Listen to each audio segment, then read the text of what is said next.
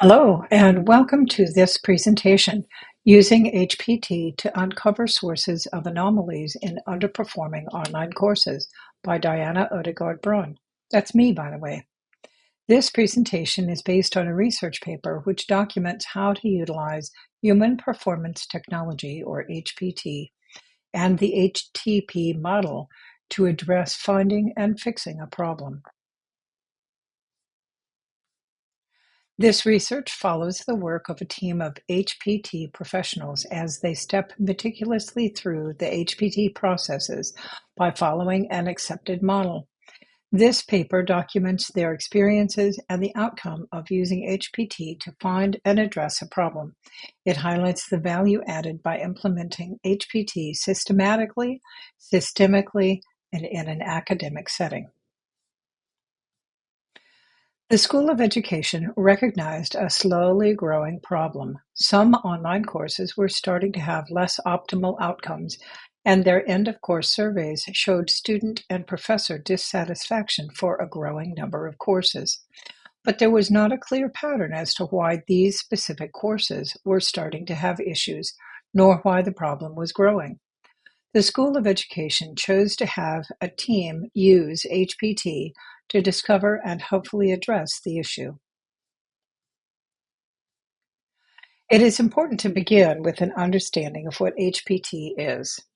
Human performance technology is a multifaceted field which systematically addresses concerns and issues by following accepted processes to comb through the entire system experiencing the problem in order to find the root cause or causes.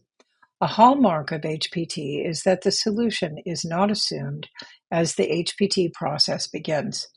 As Rothwell et al. Explained, an analyst searching out the problem in human performance is much like a doctor. Each must thoroughly consider all the symptoms before determining the cause or causes. To accomplish this, HPT is data-driven. The data collected systematically through the steps in the processes determine the root issues and how best to address the problems discovered. The optimal method of applying the HPT process is to follow a professionally accepted HPT model, such as the one shown here, developed by O'Driscoll in 2015. The HPT team utilized this model to guide them through the processes necessary to complete an HTP intervention. By following the model, the HTP processes proceed systematically, maintaining a high level of professionalism and leaving little room for subjective or off-the-cuff interjections into the process. This is the same HTP model with each of the 7 steps highlighted. The purpose of the highlighting is to more easily identify the processes the team used to follow and solve the School of Education's problem. This presentation briefly follows the HPT team as they proceeded through the steps to apply the HPT model. Step 1 of the HPT process, as the first 4 steps, are analysis. Step 1 of analysis is to find out what the desired performance is. In order to discover what the desired performance is, the team studied multiple sources, as suggested by O'Driscoll and Adloff et al. Lyon and Lindbeck further break down the initial analysis into organizational analysis or systems analysis and environmental analysis. The research team first studied as much about the desired performance as possible. To conduct their organizational analysis, also called a systems-level analysis, they included activities such as reading the mission statement of the university and studying the courses which were identified as performing as desired. In addition to a systems-level analysis, the HPT research team also conducted an environmental-level analysis. For online courses, the environment is primarily the learning management system used to host all online courses for the university. The team also investigated the standards for effective use of that particular LMS to understand the expected environmental performance standard. In step 2, we have the actual performance analysis. In this step, the goal of the HTP process is to discover what the actual performance is. To do so, the HPT team studied the system, the environment, and the specific courses, plus the professors and students. The HPT team documented that both satisfactory and underperforming courses were consistent across the environment.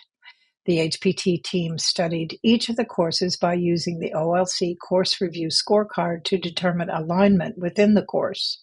The team utilized a cognitive load assessment tool to determine whether cognitive load was appropriate for the course level. And the team utilized surveys of professors and students and conducted semi-structured interviews with professors. Step 3 is finding the gap, or the performance discrepancy. In other words, what is the discrepancy between the desired performance and the actual performance? The team discovered that the environment, the LMS, was the same for the satisfactory and underperforming courses. Also, the professors and groups of students spanned both satisfactory and underperforming courses. However, at the systems level, the HPT team discovered that the satisfactory courses were presented as originally designed by a collaborative, thoroughly vetted process, but the underperforming courses had later content added without a review or a redesign process in place. Step 4 determines the cause. It's the fourth step in the analysis, and it is to determine the cause.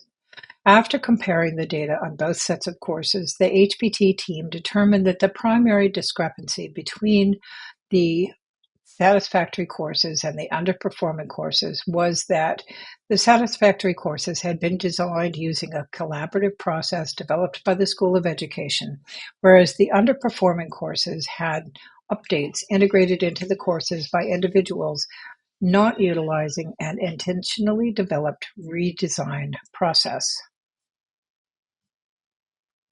Step 5 of the HPT model is to select and then design an intervention. So step 5 is the intervention. To address the issues found for this problem, the HPT team recommended to the School of Education that they address the problem with an intentional course redesign process. They suggested that it be developed by the School of Education, just like their initial course design process was. They suggested that the course redesign process be collaborative and utilize existing School of Education faculty and staff. They strongly recommended appointing a position of a redesign coordinator to oversee redesign, make sure that all of the steps for the redesign process are followed by each of the people participating in the redesign. They recommended that each course that they recommended that each course have an OLC score, considering the alignment within and throughout each course, and each course have a cognitive load score. They also recommended that for certain courses with outside information needed, that an additional subject matter expert be brought in. And they recommended going forward integrating adult learning with learning, uh, integrating learner-centered constructivist approaches appropriate for adult professionals. Step 6 is the implementation of the intervention, also called change management. In order to make this change management positive, it was designed by the School of Education. It was collaborative, and it was made very much in alignment with the School of Education mission and purpose. There was great care taken to utilize existing School of Education faculty and staff, and the process was presented to everyone participating as positive, continuous improvement. Step 7 is evaluation. In this case, We're looking at how well did the intervention address the discrepancies found. This took some time because the School of Education did collaboratively develop a sound redesign process, which took some time. After 1 year of using the redesigned courses, the HPT team reevaluated the courses. After 1 year of using the redesigned courses, the HPT team reevaluated the courses, performing Step 2 again on the new courses. The results of the evaluation showed that the gap was addressed.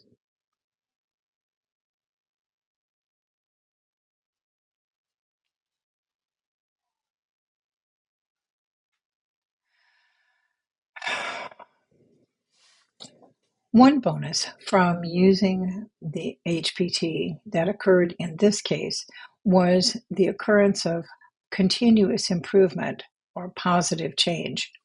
Because they were building on what works, utilizing existing faculty and staff to fix the problem. They ended up not only fixing the problem, but fixing the source of the problem. By removing the problem from recurring, they created an environment of positive change or continuous improvement environment.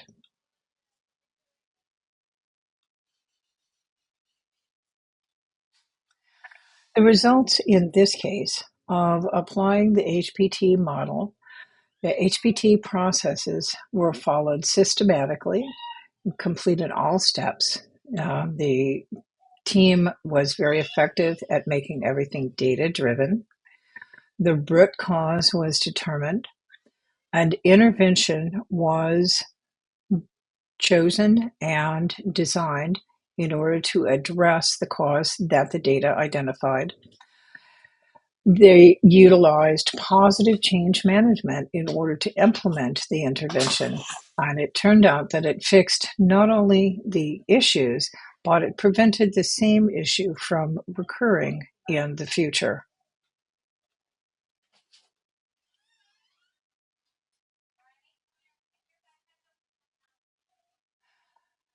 In conclusion, HPT is a set of processes which can be adapted to a wide variety of uses. It is best when the steps are followed utilizing an accepted HPT professional model. This application of human performance technology shows the flexibility of being able to adapt HPT systematically to any field or system by following the model, using the processes, and following the data.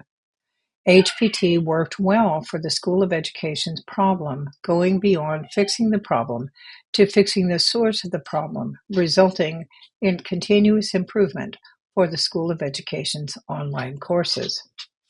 This application of HPT can be used by future researchers seeing HPT applied to education, which is outside the mainstream applications of HPT. Other systems or fields in need of adaptive problem-solving could follow the steps this HPT team used to apply HPT in their situation. Also, this application of HTP highlighted the value of data-driven choices and resulted in more than a problem fix. It resulted in a continuous improvement process. These last 3 pages are references to the work on which the original paper of this presentation are based. There is a PDF of that paper included at the end of the references. There is a link available for download. And if you have any questions, you'll also find my email on the cover of the paper. And I welcome your comments back and hope that anybody looking to utilize HPT for an adaptive professional problem-solving process would consider using this as part of their research foundation. Thank you for watching. I hope you find it useful.